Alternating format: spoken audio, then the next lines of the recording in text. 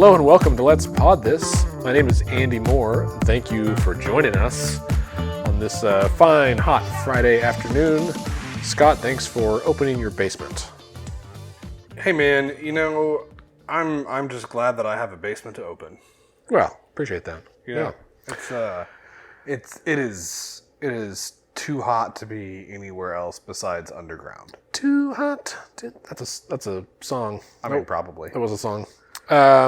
So we, listeners, we apologize. We did not have an episode last week because I was about to leave town for a brief vacation and we just didn't have enough time. Yeah, it was kind of a game time decision. We had planned to record, and some stuff came up with both of our schedules, and you needed to leave, and it's just this is a labor of love that we do this. And last week was we needed to take a week off. That's true. This is episode 178, which is a lot. 177 more than we deserve. That's right. Well, we have.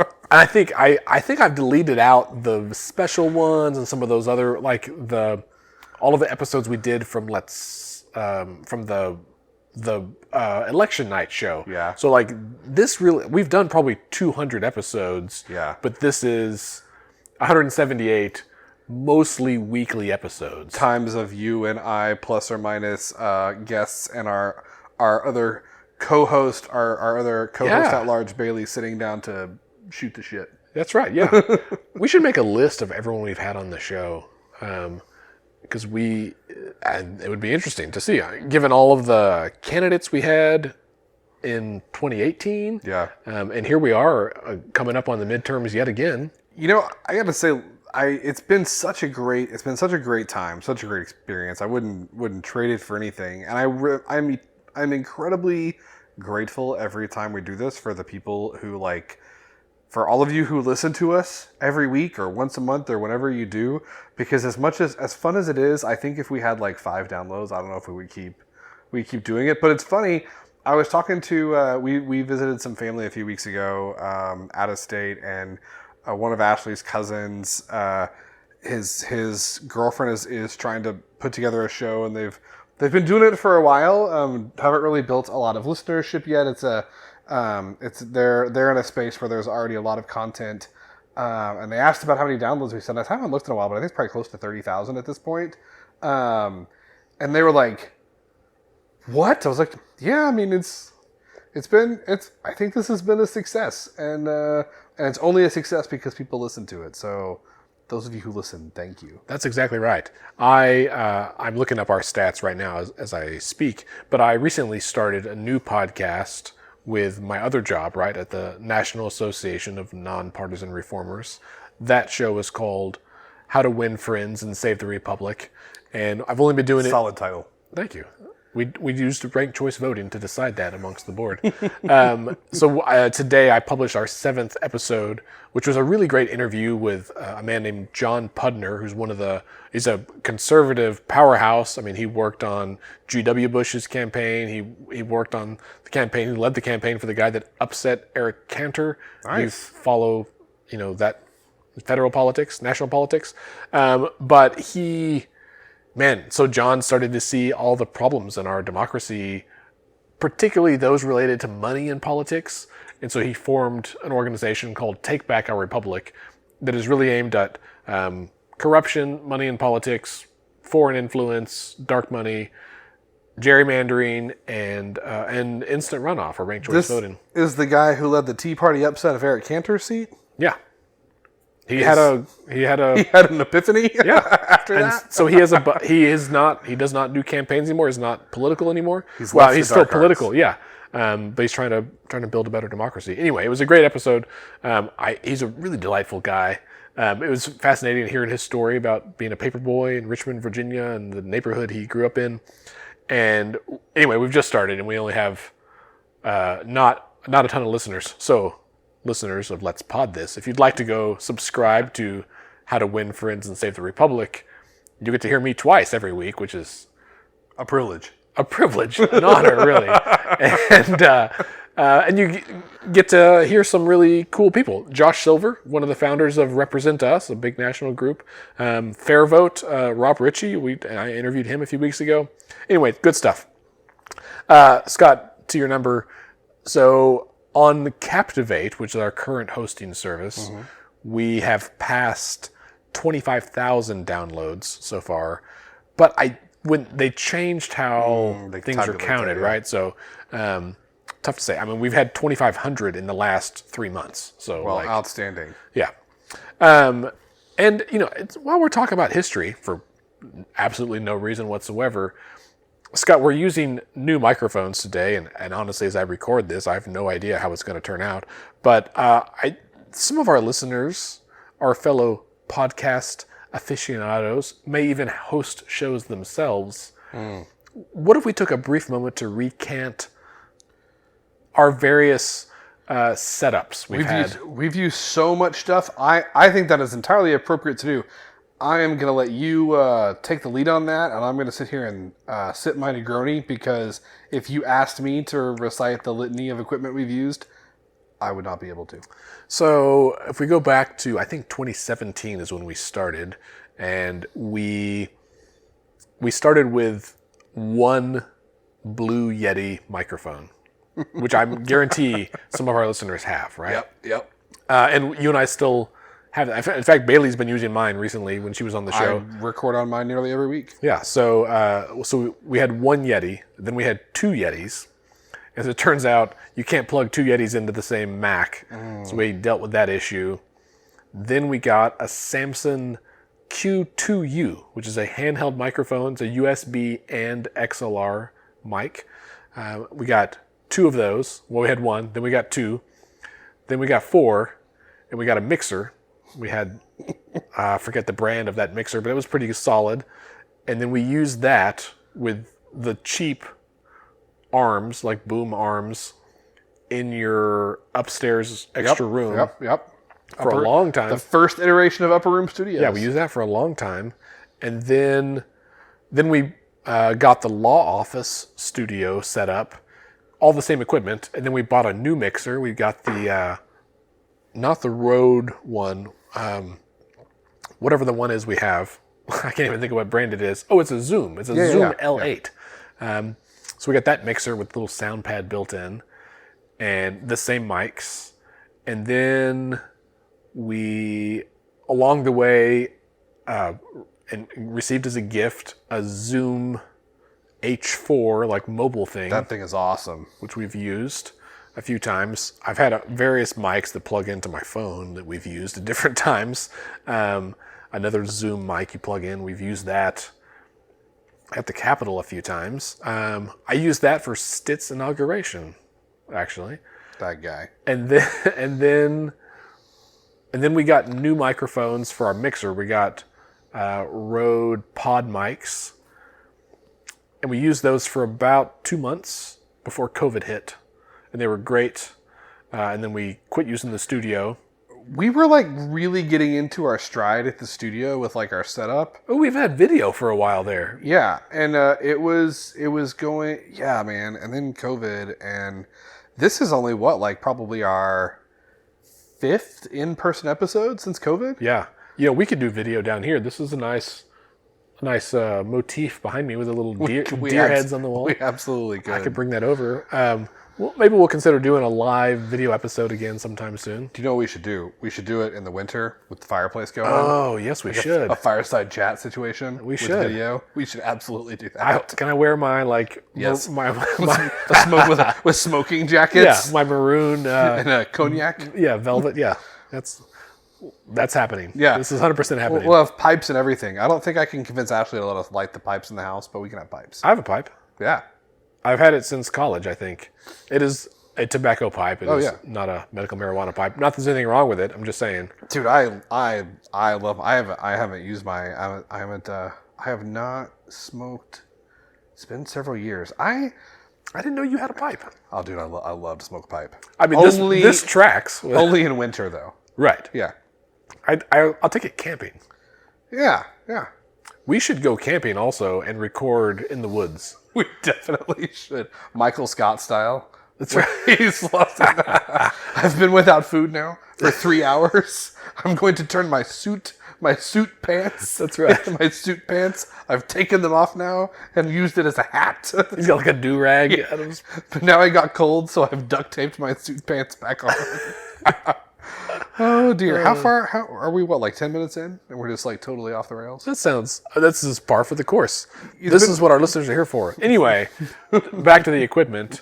That's I would say our standard setup is a Rode L8 mixer with 4 Rode pod mics on cheap-ass boom arms. Yeah. It records locally, but also hooked into my laptop as a backup. That's the gold standard. Yeah. Today, though, we're using these new Rode Wireless Go 2 mics, and I will find out later tonight how they sound. But they're like lavalier mics. As listeners who have ever seen us live know, or who, because sometimes you narrate. I gesticulate wildly, and it's hard to do that when I have to hold the microphone up to my mouth. Yeah. So there's a lot to be said for a boom arm, or a Yeti, or an otherwise freestanding mic that does not require you to use your appendages to hold it near your mouth. Perhaps, Scott, we should explore not just different equipment, but also, and not just settings, but actual like, I don't know what the word, I guess that is still a setting, but like, my thought is, what if we did an episode with these lavalier mics and we each had a podium and we were like shouting it across the room at one another? That could be the inaugural episode of And Another Thing. That's right. Which is our perennial like, companion show that we've talked about. That's right. Let's put a pin in that until later in 2022 when we start having debates and like the governor's debates, and we can record our episodes in a debate format. Speaking of, we should do that. Speaking of, and this can be kind of a transition, who is going to run for governor? Oh, this is an excellent transition. And that's a good question. So we have a few candidates that we know of now. We have, of course, Governor Stitt. We also have former state senator Irvin Yen. Yeah. I forgot about that. Mm-hmm. We also have...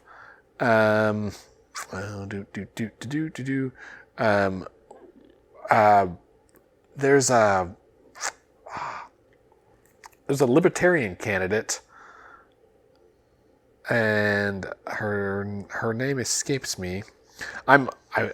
As we discuss, I'm looking at ActiVote, which is a cool app. Have I told you about ActiVote, Scott? I have not heard about ActiVote, but I would love to learn about it. So it's a nonpartisan app. It generally is nonpartisan.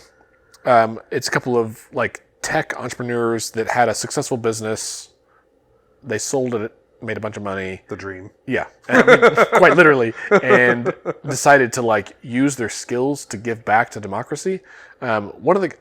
I interviewed them last week on how to win friends and save the republic. So ActiVote is a really cool app. They're not sponsoring this podcast. It's just really cool. There's like a home feed, and there's something to do every day that's like a tiny bit of civic engagement. Nice. And at first I was pretty skeptical. ActiVote? ActiVote. ActiVote. I'm downloading it now. It's free. They don't make any money on it. I have tried to set up arrangements for like other organizations to pay them, and they're like, no, we're doing this for free. And so soon, Let's Fix This is going to use them for some data. Like, it's super cool. Anyway, one of the things on there is you can rank your choices for like Oklahoma governor, because it connects to the voter file, so it knows what's going on. Yeah. And you can check it. You don't vote. You just like put it on there. So the candidates we know, to go back, Kevin Stitt, Irvin Yen, Connie Johnson, right, is the Democrat. Yeah. Natalie Bruno is a Libertarian, and then Paul Tay is. I don't think he's going to actually be on the ballot. Is he? Did something get bumped? Is he eligible? Because does he have a felony? I mean, he got arrested for rape this weekend. Oh my gosh, really? I was not not know that? No, I was out of town this weekend. Oh, you were? Yeah, Paul Tay was arrested for rape like within the last week. Whoopsie daisy. Okay, well that's tragic. He was not going to win anyway, but He's a bit of a perennial candidate for many things. He ran for Tulsa mayor. Yes. He's from Tulsa. He gives yeah. This is cool. I'm going to have to look at it when I have time to answer the questions for their policy matrix. Yeah. Oh, okay. So I'm glad you said that. That's the other cool thing about ActiveVote is this policy matrix where it shows on a grid, like where you stack up, right? So it's like left to right, up and down. Like, can you see it? I can't even find mine.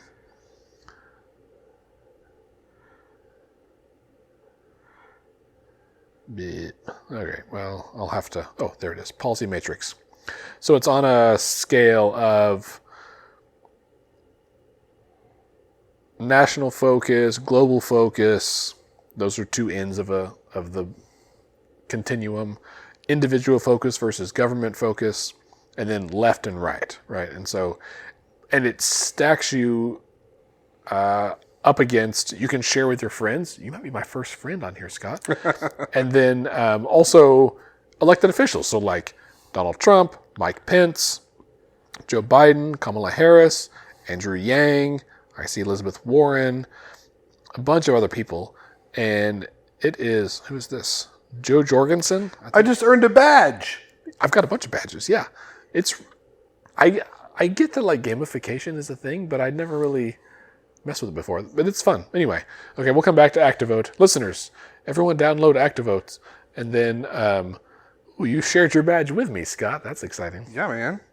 All right, listeners, you should all download ActiveVote and we can play in this sandbox together. All right, so that's who's running for governor. So far, Stitt Yin, Connie Johnson, and Natalie Bruno. Do you think there's going to be others? I have no doubt there'll be others. I think the question is just who they're going to be. I will say I don't know. I don't know if there's going to be a Democratic candidate other than Connie Johnson. If there is going to be somebody besides her, that person needs to, I think, make a decision because time is running short for a statewide campaign. It's already pretty. Sorry, it would already be pretty tight. I also don't know.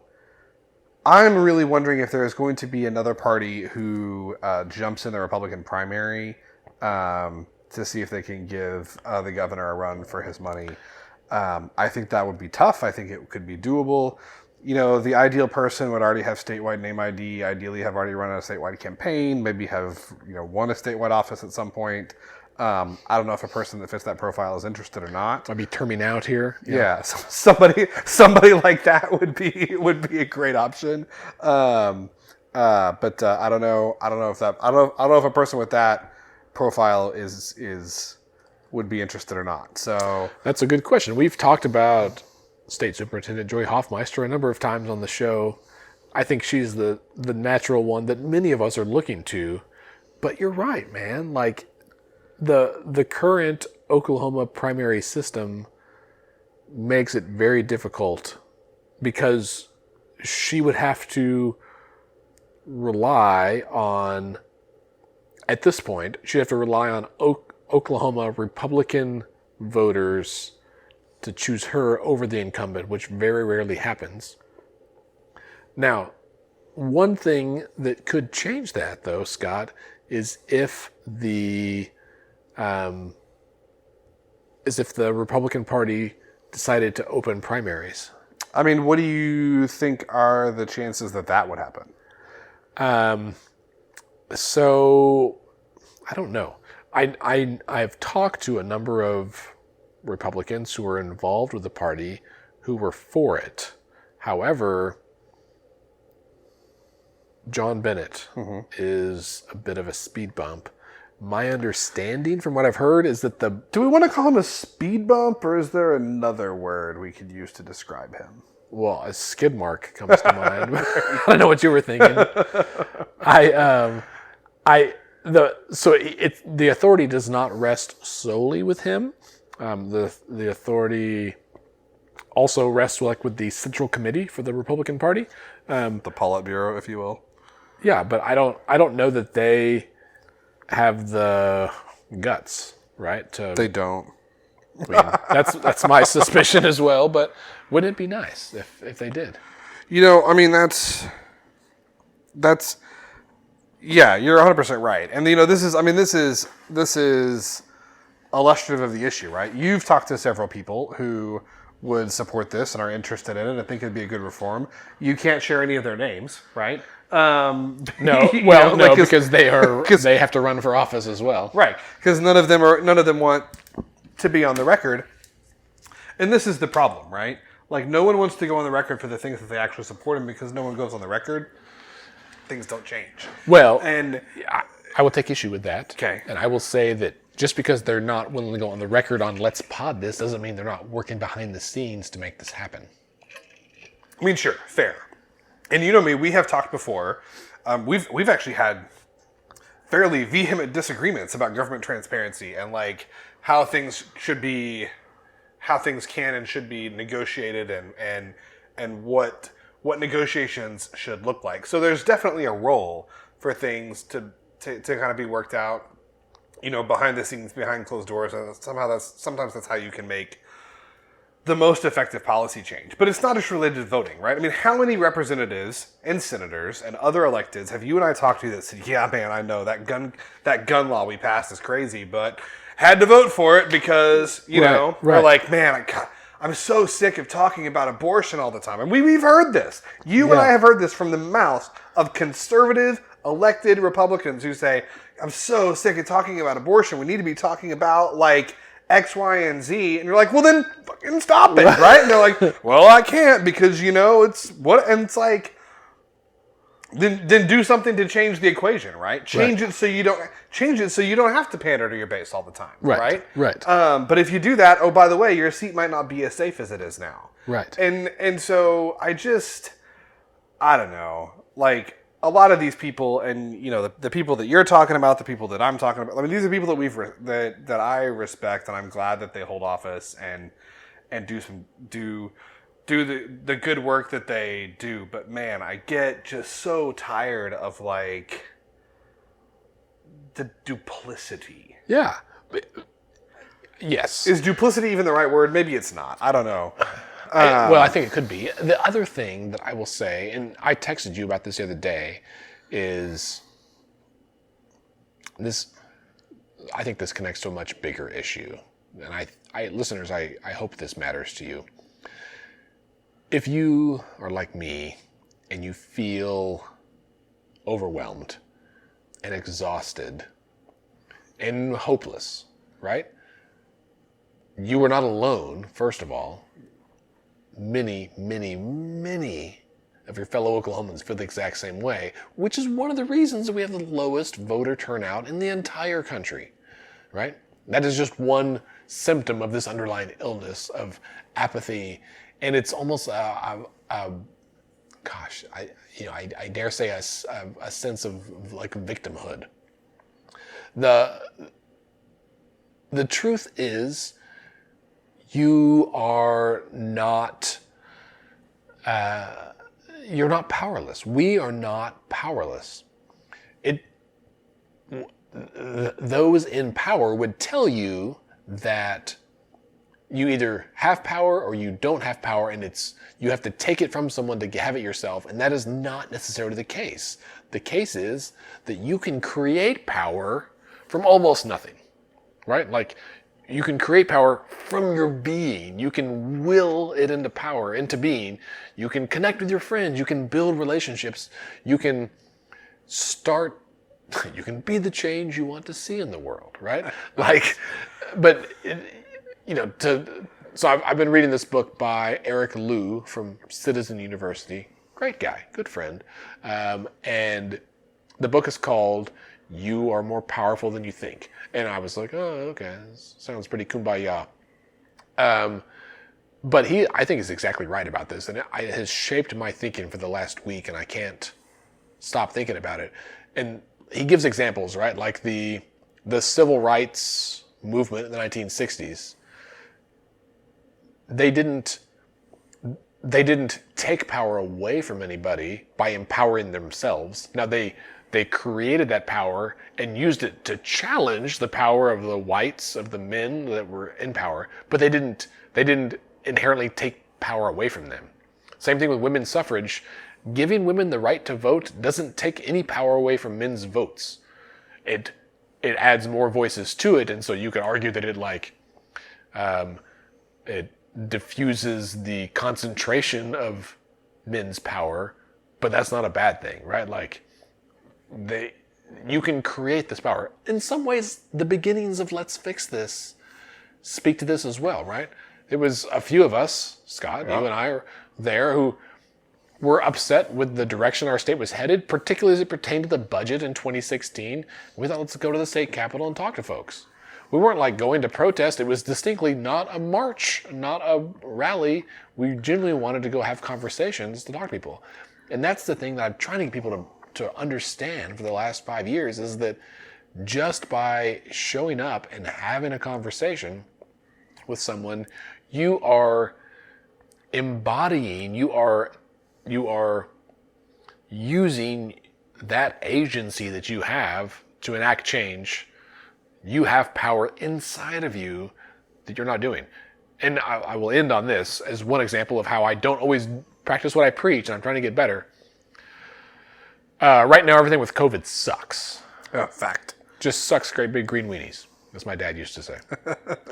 And my 2 older kids go to school in Edmond, and I'm terrified, right? I'm honestly just waiting until they get COVID, because that's what's going to happen. My nieces and nephews have it. My friends' kids have it. It's going to happen. And I'm upset with the policies of Edmond Public Schools. I have not yet contacted the superintendent. I've not contacted their principal. I've just kind of like thrown my hands up and been like, "Rah! Why doesn't Stitt do something?" Well, Jesus tap dancing Christ, Scott. There's a bunch of people that I could contact between here and Stitt that could enact change, right? And I have not used that power that I have. I could connect with other parents at the schools to do that. I've not done it, but I should, and I will. Yeah, I think this is so important to talk about, because it does, you do feel powerless, right? And I mean, and I guess, I would say if someone like you, right, who is, very politically active, politically engaged, you're the executive director for multiple nonprofits in the state that interact with legislators and, other nonprofits and non-governmental entities. Like, I think, if someone is listening to this and saying, man, if Andy Moore feels like he's powerless to deal with this, then like, what the hell am I supposed to do, right? But I think it's important, just like you said, for everybody to remember that you have to, you have to some extent, you have to try and manifest that for yourself, right? Like, Right.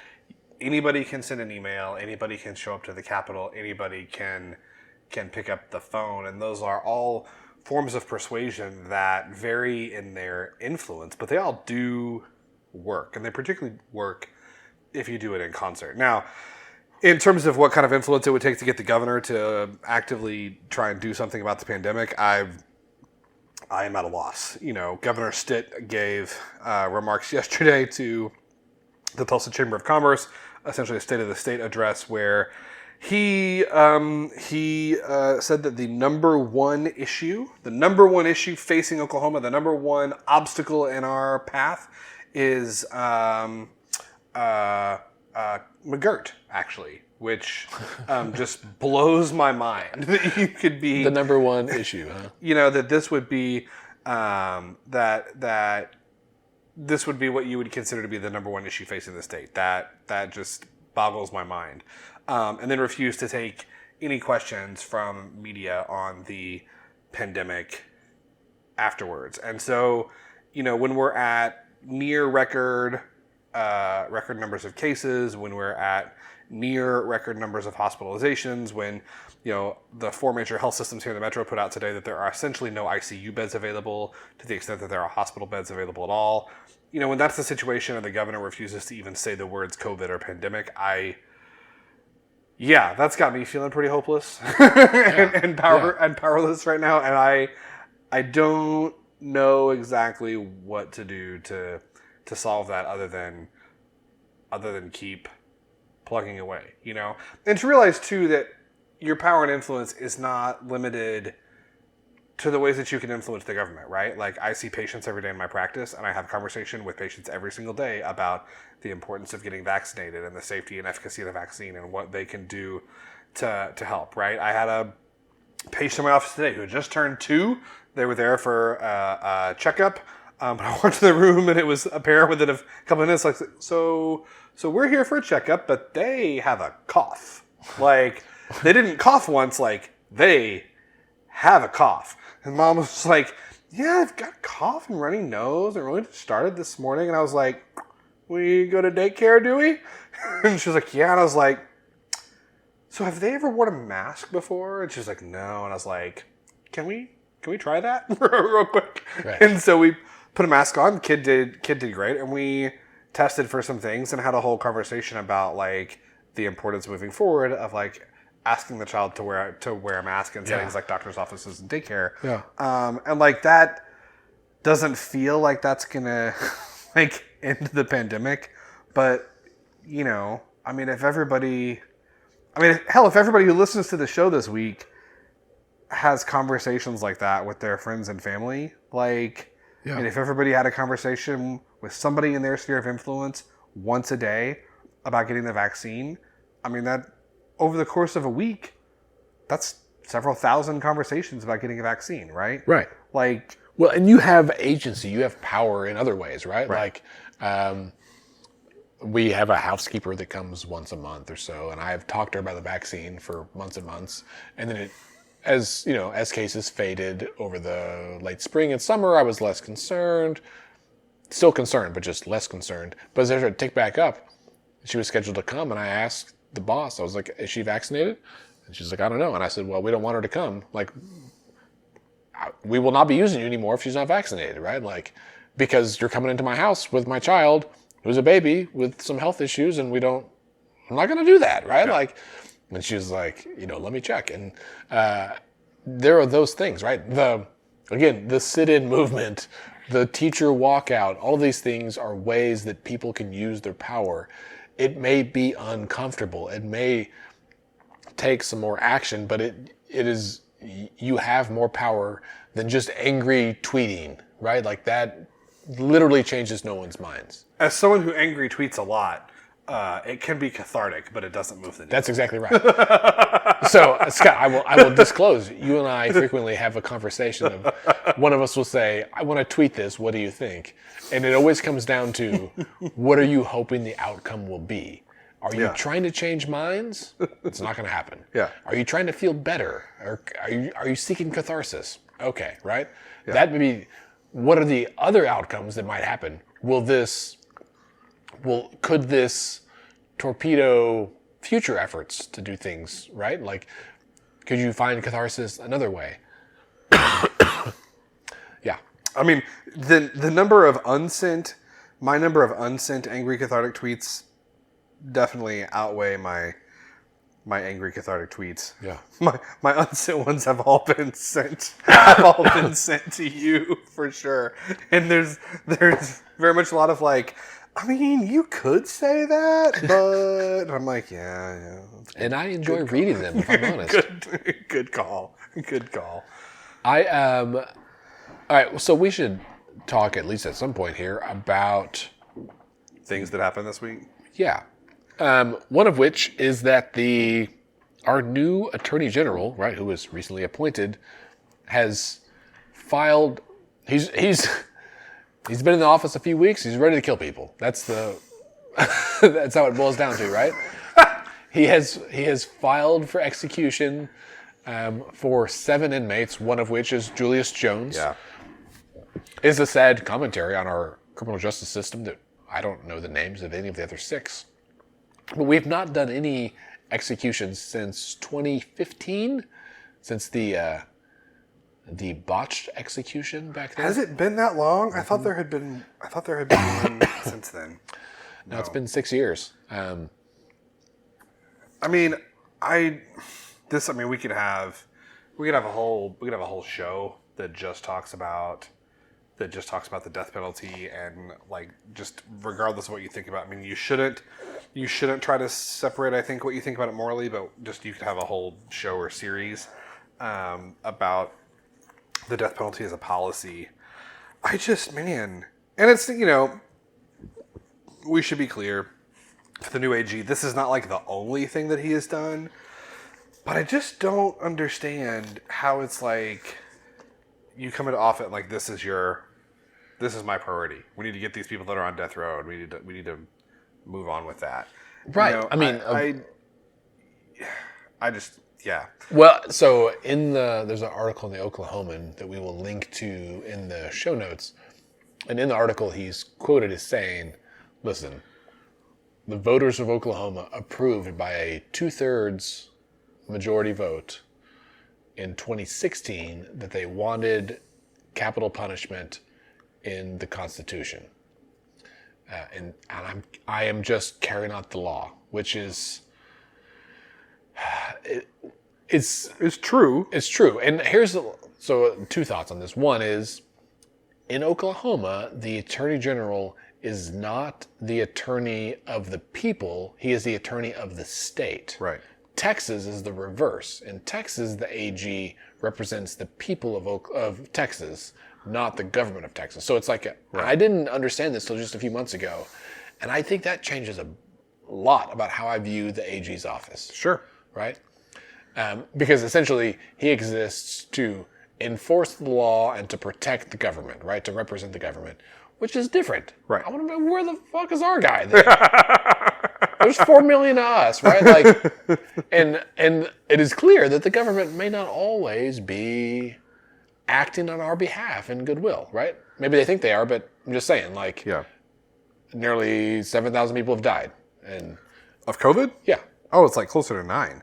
Jesus. Okay. Well, yeah. 9,000 people have died, right? Like, yeah. I'm just saying, some things could be done differently. So that's one piece. And then I forget the other piece. Of what? About the AG? I had two things with him. That's one of them, and I forget the other one. Oh. I mean, I will say, yeah, I'll just leave it there, because I'll say something. I'll say something that I shouldn't. The move to reinstate executions, particularly when did we change the method? Are we moving forward with the nitrogen asphyxiation? Because the issue with the death penalty in Oklahoma is that no one will sell us the drugs, right? Right. The companies that make the drugs that's used to do this won't sell them to you if you're going to use them in executions. Right. So then you have to go to other more esoteric methods. So nitrogen asphyxiation, gas chambers, which is gas chamber, electric chair, firing squad, etc. But there are problems with all of those too. There are reasons that, by and large, everyone had moved to a lethal injection cocktail, right? Because there's issues with all the other ones. So, are we moving forward with a gas chamber type? I don't even know. I don't remember. Interesting. I got irritated and quit reading. You said your second point. What was your second point? The second point is, man, it was right there. Oh, my second point is that while AG O'Connor says that it was approved by 2/3 of Oklahomans, I will take issue with that because, as I mentioned a few minutes ago, we have the lowest voter turnout in the country. And so it was approved by 2/3 of the people who voted in that election. Right. Which is not the same.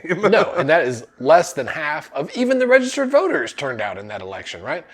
To say nothing about the actual population of the state. And this, again, listeners, is the reason that people need to vote. Yep.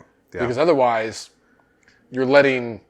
If there's a group of 10 friends hanging out and someone says, what do you want to eat? And you let 3 of them make the decision, well, that means 7 people might be, eating a shoe leather sandwich. Right. Absolutely. Other things that happened this week, we mentioned Governor Stitt giving the State of the State to the Tulsa Chamber, where he talked a lot about McGirt and not at all about COVID. Additional context for that, State Superintendent of Education Joy Hoffmeister She mentioned this week that we had a child die, an Eighth Oklahoma City grader. public school student who was in 8th grade die of COVID this week, as well as a teacher in the state that died of COVID. So that's some additional context there for kind of the governor's remarks and where we are in the pandemic. There was also, Andy, you sent me an article earlier today from the Frontier where they kind of dig into the episode of criminal justice reform and how savings to the carceral system coming from criminal justice reform were supposed to be put towards mental health, right? But so far the legislature has not actually appropriated any of those savings to that fund. Did I get the details? That's correct there? Yes. So this is 781, right? State question 781. Yeah. And so true to form, once those two measures passed to the ballot, the legislature was talking out of both sides of their mouth. They were like, "Oh, this is great. We definitely need criminal justice reform, and we're for it." And then they did very little. Well, they did nothing to help it happen.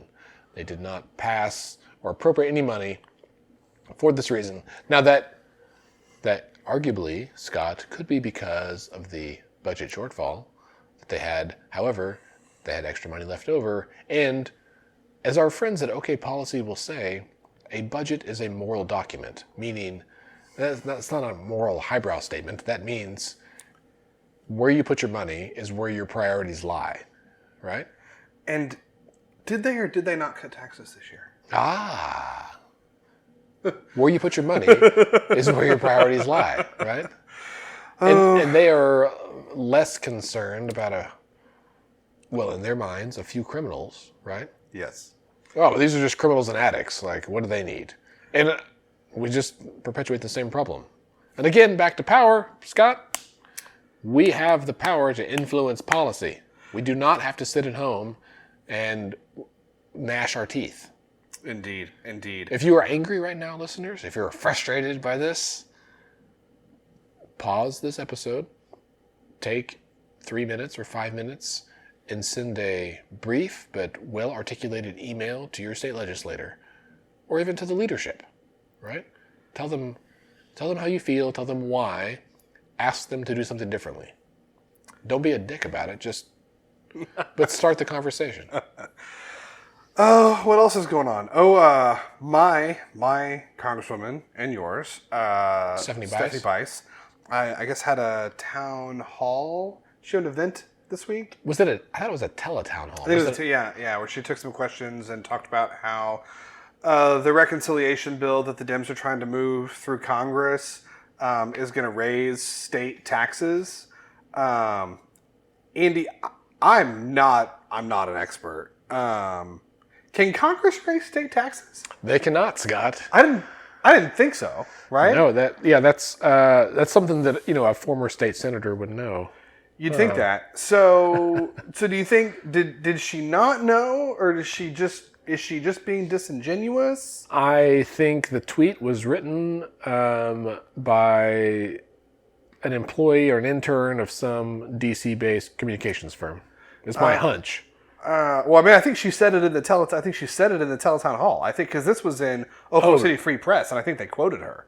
I think she said it. I thought they're raising all the taxes. They're raising federal taxes. They're raising state taxes.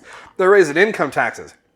And my question to the congresswoman, if she would return my calls, she doesn't, is number one, has the bill been written? Has she seen bill text? Because my understanding is there's not bill text yet, so no one knows exactly what it is or isn't going to do, since it's unwritten. Also, is the congresswoman involved in the drafting of the Democratic reconciliation bill? I suspect she's not. So how does she know what taxes are and aren't going to be in the bill? Or is she just saying stuff that she knows not to be true because it plays well for when she runs for re-election next year? I don't know. I'm just asking. Do we think anybody's going to run against her? I I would assume so. Interesting. I mean, Interesting. there's what's his name that runs every year? Tom Guild. Almost, yeah. I don't. I was gonna I've say only met him Tom once. something. He was fine, but I don't. He is.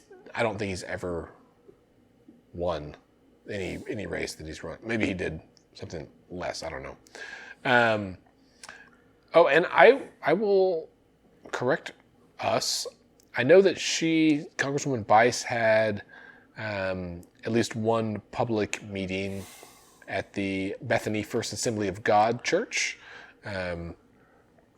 and which was one of, I think, 5 listening sessions that she has had like this week. I could have sworn, though, that comment was, I guess it was from that in-person meeting. I could have sworn it was a tweet, but maybe I just read it on OKC Free Press's. Yeah, it was on their Twitter feed, but it came from her mouth. So, I mean, I love the blame the intern strategy, but I don't think it works for this one. Yeah, no. I mean, the sad truth is that the rhetoric that moves some supporters. Let me back up. It's a sad truth that the rhetoric that moves some people to support you does not have to be based in reality, right? Like, you can say untrue things and people will agree with you, and that builds your support. And that's what we see happening all the time, right? On both sides. Now, this is distinctly on one side, but that's the kind of bullshit that I would like to see not happen in politics. I mean, amen to that, brother. Wouldn't it be nice if it was just like both sides were truthful and then voters could decide which is the better idea? Yeah. What else? What else is on the radar? Just a lot of COVID, man. I know we're a little bit all over the place today. As you guys know, probably everybody in the world is sick. If they don't have COVID, they've got RSV or rhinoenterovirus or one of the other respiratory viruses. So my work has been real busy. You've been on vacation all week, so we're a little bit all over the place today. But I hope this has been some listenable content. I think so. I think it's been good. Next week, listeners, we will have State Labor Secretary Leslie Osborne is going to join us virtually. So that'll be an exciting episode. It's good to have a return guest on the show. And also, I feel like we probably said this 4 years ago, but the Labor Secretary is a position that flies under the radar. Fact. But it's super important. They've been doing a lot of big things about consolidating licensing boards and honestly making it easier for Oklahomans to work, which is a big deal. Absolutely. Important position, and excited to have her on the show. That's right. I'll be more prepared for her to come on this show than I was today. Well, it's been a week. It's just one of those weeks where I was like, I simultaneously was like, is it already Friday? And also, how is it just now Friday? Right. Yes, I agree. I definitely agree. All right, listeners. Well, thank you for being here this week. If you have any questions for Commissioner Osborne, please send them to us at podcast@letsfixthis.org. We'd be happy to include some of those on the show. Also, if you have suggestions for format or venue, let us know. Scott and I, this is a little bit of excitement and otherwise like drudgery of a year. And so I'm happy to set up cameras down here in front of Scott's fireplace. And this is an actual wood-burning fireplace, yes? Yes. Great. Let's kick her. I got some pecan wood. We will fire it up. We'll get it over here, and a couple of chairs and some bourbon, and then we'll have a live show. Fireside chat. All right, listeners, if you haven't already captured the theme of the episode, decisions are made by those who show up. We hope that you will make that effort. Have a good week.